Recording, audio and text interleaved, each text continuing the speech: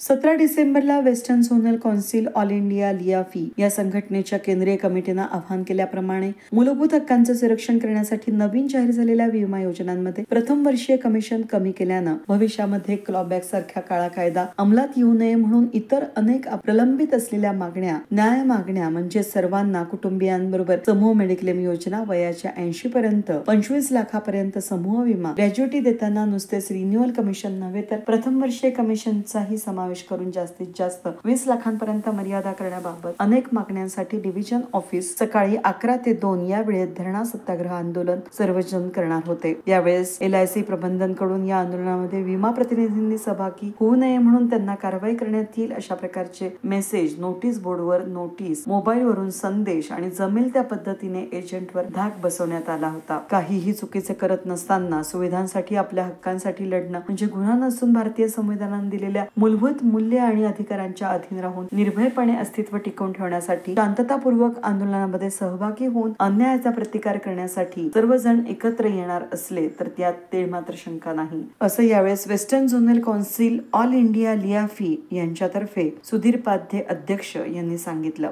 यावेळेस सर्वजणांनी आंदोलन स्थळाला भेट दिली। इंडियामधील जेवढेही डिव्हिजन ब्रांचेस आहेत, प्रत्येक डिव्हिजन मध्ये 20 ब्रांचेस आहेत। तशीच एक आपली डिव्हिजन म्हणजे नाशिक डिव्हिजन। आजच्या या नाशिक डिव्हिजन मध्ये 20 ब्रांचेसचे प्रतिनिधी साधारण 1000 एजंट या ठिकाणी उपस्थित आहेत। हा एक छोट्या खाणी 1000 एजंटांचा एक छोटासा ठिय्या आंदोलन या ठिकाणी आम्ही उपस्थित केलेला आहे। ज्या संदर्भात आम्ही मॅनेजमेंटला हे दर्शवितो की मॅनेजमेंटनी आमच्या गेल्या 50 वर्षापासून ज्या मागण्या निलंबित ठेवलेल्या आहेत, ज्या मागण्यांसाठी आम्ही निरंतर या ठिकाणी आमचा संघर्ष करत आहोत, या संघर्षाकडे मॅनेजमेंट मात्र कानाडोळा करत आहेत। या अगोदरही जंतर मंतर तसंच योगक्षेमला आम्ही धरणे आंदोलन केलेले आहेत, पण मॅनेजमेंट आपल्या आडमुखपणा सोडत नसून आमच्या खजीलपणा आम्हाला कसा करता येईल याकडे मॅनेजमेंटचं जास्त लक्ष आहे। एजंटांचा उदरनिर्वाह संपूर्णपणे या धंद्यावर, या व्यवसायावर असून आम्ही सर्व एजंट ह्या देशाचे आर्थिक हे आहोत, कणा आहोत। या देशाच्या अर्थव्यवहारामध्ये हा सर्वात मोठा सिंहाचा वाटा हा एजंट असून एजंटांचा बॅकबोन आहे। आणि याच्याकडे जर दुर्लक्ष मॅनेजमेंट करत असेल आणि गव्हर्नमेंट जर करत असेल तर त्यांनी याकडे लक्ष देण्याची गरज आहे। दरवेळेप्रमाणे आम्ही आजही या ठिकाणी आजच्या या कार्यक्रमाचे नियोजन असं की आत्ताच 1 ऑक्टोबर पासून एक नवीन कायदा आमच्या उरावर मॅनेजमेंटने बसवलेला आहे। तो कायदा म्हणजे क्लॉबॅक कायदा। क्लॉबॅक कायदा म्हणजे काय?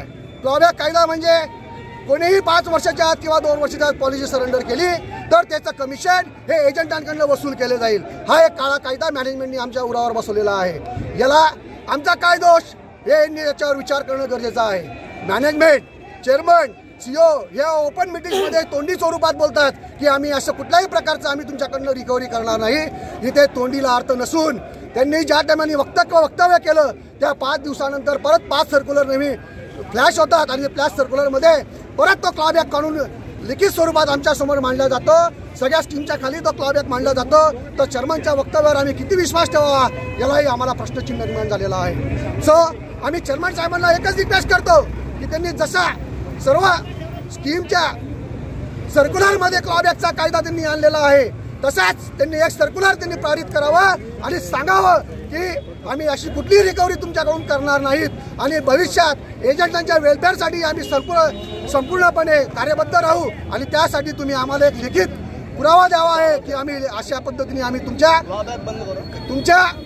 तुमच्या वेलफेअरसाठी असं काम करत आहोत। आजच्या परिस्थितीला एजंटांना कुठलाही वेलफेअर मिळत नाही। वेलफेअर कुठल्या स्वरूपाचा नाही। जी ग्रुप इन्शुरन्स मिळते, जो हेल्थ इन्शुरन्स मिळतो तो आमच्या पॉकेटमधून म्हणून आम्हाला तो खर्च करावा लागतो। त्याच्या पॉकेटमधून म्हणून आम्हाला 2 पैसे द्यावे लागतात तेव्हा आम्हाला मॅनेजमेंटकडून तो इन्शुरन्स मिळतो। तो एक ग्रुप इन्शुरन्स आहे। मॅनेजमेंट स्वतः पदर खर्च कुठल्याही प्रकारचा करत नाही। जो खर्च होतो तो आमच्या खिशातनं होतो तरी मॅनेजमेंटने याच्याकडे लक्ष देणं गरजेचं आहे। तसंच आमची ग्रॅच्युटी जी आहे, ग्रॅच्युटी गेल्या 65 वर्षापासून 25,000वरून 5 लाखावर आणण्याचा प्रयत्न केला आहे, पण ती 5 लाख सुद्धा आम्हाला मिळत नाही। कारण त्याचं कॅल्क्युलेशन एवढ्या खालच्या दर्जाचं त्यांनी करून ठेवलेलं आहे, की ती ग्रॅच्युटी समोरच्याला मिळणारच नाही, कमीत कमी मिळेल अशा प्रकारचं त्यांचं ते कॅल्क्युलेशन आहे। वास्तविक बघायला गेलं तर कामगार ॲक्टनुसार जे ग्रॅच्युटी घेतात त्याप्रमाणे आम्हाला ग्रॅच्युटी मिळाली पाहिजे. परंतु मॅनेजमेंट शेवटचे 15 वर्ष ज्या वेळेला एजंट थकलेला असतो त्यावेळेच्या ग्रॅच्युटीचं कॅल्क्युलेशन करते, 15 वर्षाचं कमिशन आमचं गृहीत करते. सर्व एखाद्या एजंटनी जर 60 वर्ष काम केलं असेल तरी त्याचे 15 वर्ष मोजते. एखाद्या एजंटने 18व्या वर्षी एंट्री केली असेल आणि जो 40व्या वर्षी जर तो बाहेर निघत असेल, तो राजीनामा देत असेल तर त्याला ग्रॅच्युटी दिली जात नाही. ती ग्रॅच्युटी एजंट LIC मॅनेजमेंट पचवून घेते.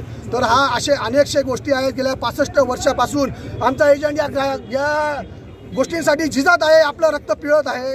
मॅनेजमेंट हे फार आम्ही बोलून कंटाळलो आहे. सर्व मंत्र्यांना, खासदारांना सर्व ठिकाणी आमचे निवेदन झाले. वारंवार तारांकित प्रश्न हा निर्माण केलेला आहे मॅनेजमेंट समोर पण आणि पार्लमेंट समोर पण, पार्लमेंटमध्ये पण आणि लोकसभेमध्ये पण.